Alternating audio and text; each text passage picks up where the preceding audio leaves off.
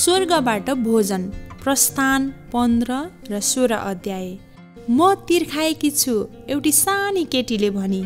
म पनि, उसका पिताले पनि त्यही भने। हामीसँग पानी छैन, हामी मिश्रका दास रहेनौ, तर हामीसँग पानी छैन। इजरायलीहरूले धेरै दिनसम्म उजाड स्थानमा यात्रा गरे। उनीहरू तिर्खाएका थिए। उनीहरूले मोसासित गुनासो पोखे। इजरायलीहरू हिँडिराखे। पानी पानी, उनीहरू हर्षले कराए। उनीहरू पानी भएतर्फ दौडिए, तर उनीहरू रिसाए। उनीहरूले मारामा पानी भेटाए, तर त्यो पानी खान नमिल्ने गरी तीतो थियो।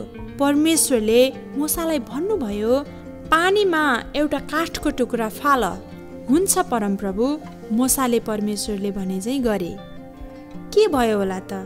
त्यो पानी त मिठो भयो।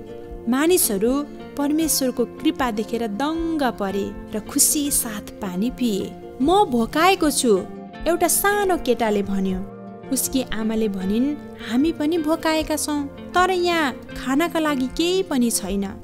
इजरायलीहरू फेरि मोसासित गनगनाउन लागे। हामी भोकले मर्न लाग्यौँ। मोसाले फेरि परमेश्वरलाई बिन्ती गरे। मोसाले भने, परमेश्वरले तिमीहरूलाई खाना दिनुहुनेछ।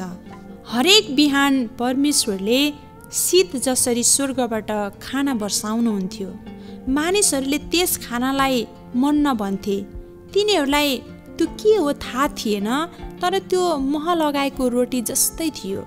परमेश्वरले हरेक दिन इजरायलीहरूलाई खाना र लुगा दिनुभयो।